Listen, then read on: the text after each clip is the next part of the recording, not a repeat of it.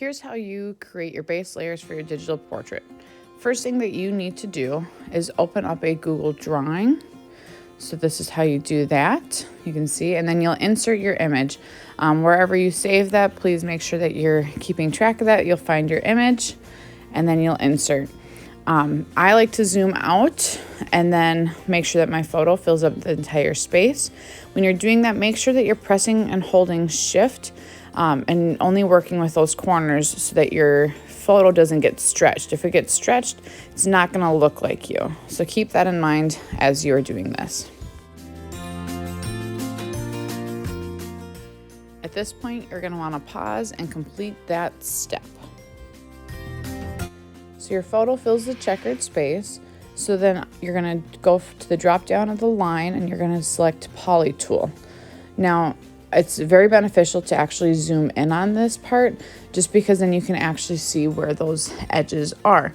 So with the polyline tool, you're going to select a point around just a general area so you can see that I'm selecting my hair, and I just kind of keep clicking around it. Basically, the more points you have, the more it's going to actually follow the form and therefore probably look actually accurate. So you can see every time that I click is those little red circles.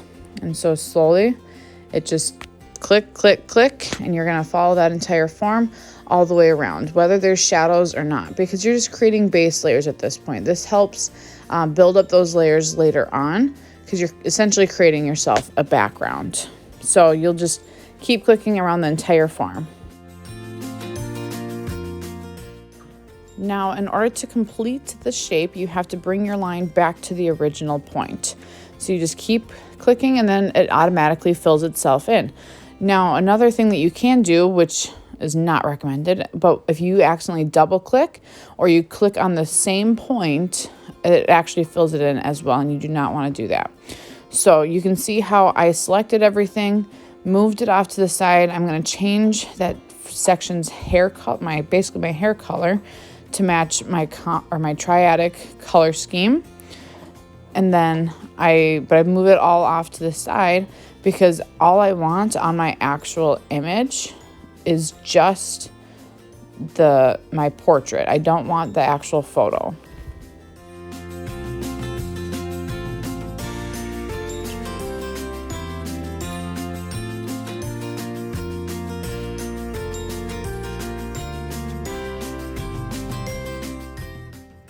So you can see that I'm repeating this process on the other section of hair. I'm going to be creating those outlines. I want those to be transparent, or I want them to match because I don't want my outlines to be showing at all. Then you're not using that value properly. And then you can see that I create this, actually you create a custom color. So I have a way of making sure that all my colors match. I select both the shapes and then I move them over. Since I know that they're supposed to be in the corner, I do that. So create one. So now that I have a section to kind of base everything else on, I'm going to go in and do other base sections. For example, I'm going to be doing my hat here. Now you can see I was talking about earlier how if you are clicking and you end up clicking in the same spot twice, that it actually ends your shape. Boom, there it went. So I don't want that to obviously happen, but I just continue making a shape.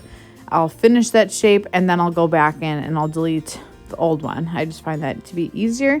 But I'm just going around making the general shape of my hat, and then I will move it over in place to line up with my hair.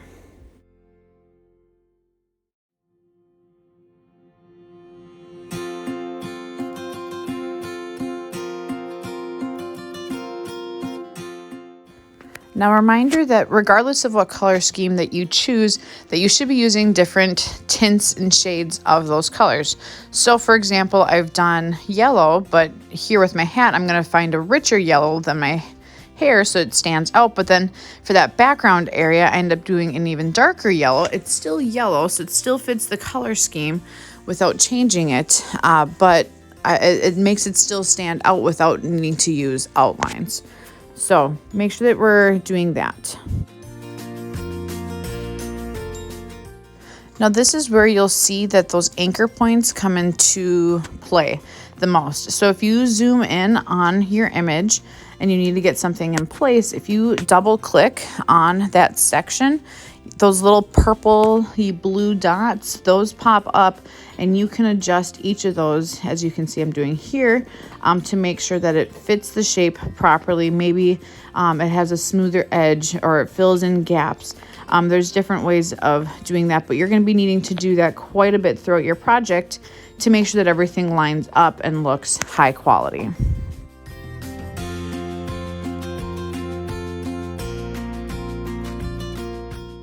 Now, once again, since we are focusing on base layers, you can see I'm not focusing on the details in my face. I'm just trying to get a general outline of my face. And then I kind of pick my color based on my color scheme. So since I'm doing triadic, I would be doing, for this one, I'm going to do yellow, blue, or red. And so I'm choosing blue here for the base of my face. Yes, that's not realistic, but it's how we fit the color scheme. So you can see that I do this, and then going back to that using of the values for the neck part area, I end up making it a little bit darker because if you look at my face versus my neck has that shadow, so it should be a little bit darker. And it's remarkable at how even just a little bit of shading can work. So I know if you look at my neck, it looks a little funny because you can't see my chin. If you go to that order and you move things backward and using that order piece, so you'll select it and then you go over, you can actually do a lot of adjustments with your project, and that can actually save you a lot of time instead of having to have it be perfect every single time. So like here, I just bring my face shape over basically, and then I can push it backwards because my hair would be in front of my face, my hat would be in front of my face. And so then that way you can't see it, but then I don't have to adjust everything to line up perfectly. So it's not quite like a puzzle.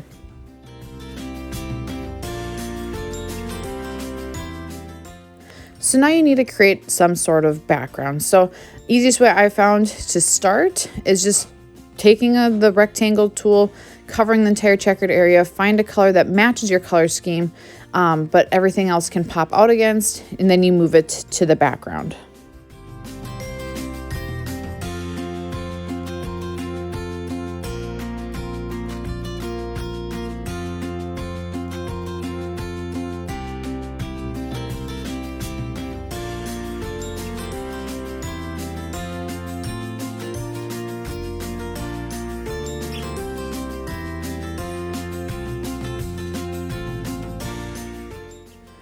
So now I'm going to show you my sunglasses.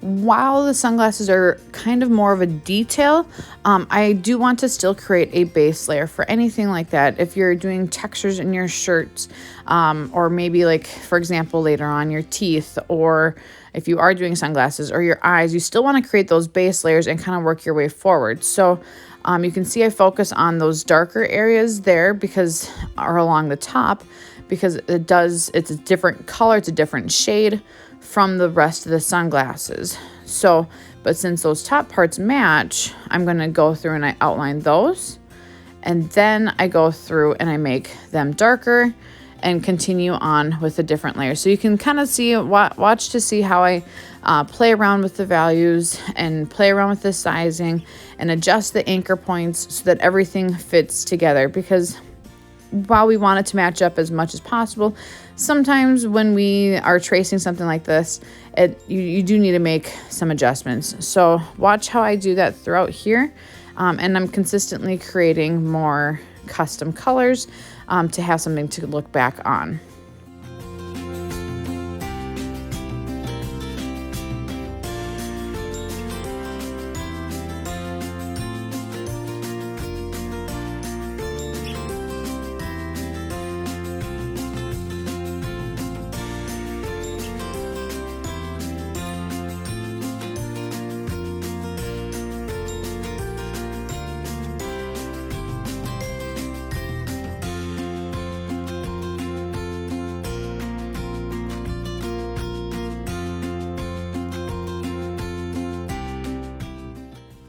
So you can see here, this is the one time that I'm going to be using a line instead of making an actual shape. So, because I just want it to be on that bottom half, and so it's easier to create just a line because it's just kind of creating that edge. So I go through and I'm still focusing on those values, but if you noticed, I just changed the thickness of that line, and I got rid of the fill. So instead of having the fill box, which looks like that, you just go in and you make it transparent, and then you just have your border outline and you make it a little bit thicker. So sometimes there are cases where that makes a little bit more sense, but if you look, I create as much of my sunglasses as possible and then I shift them over.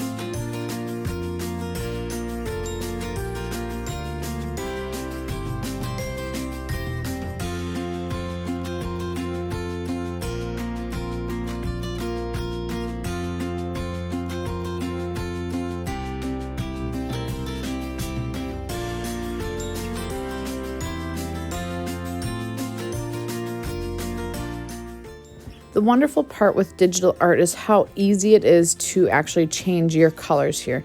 So even though you're having that color scheme picked out and you're trying to match maybe all of your values to be perfect, sometimes you get to take those artistic liberties and really just change things to make it a little bit more fun. So you can see here that my sunglasses, while value-wise, and they should probably be lighter than that, I still get the idea that they're sunglasses, and sometimes having that brighter value, while it's still lighter than the dark top, I still want to have that little bit of fun element in there, and it really makes that color scheme pop out. So you can see I change it to that darker red, but then I still kind of play around with the different reds around it, because then it's still all matching that color scheme. But sometimes it's just kind of fun to see how different colors pop out with each other. So make sure to test those out.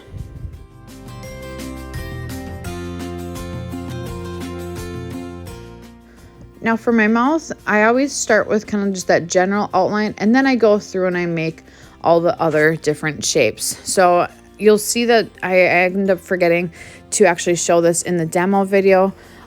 So I will kind of go through and do like a little walkthrough in a separate video on how to do the teeth if you want to do that. But start out with just that general shape so you have something to work off of, like this. And this is basically your first step. Good luck.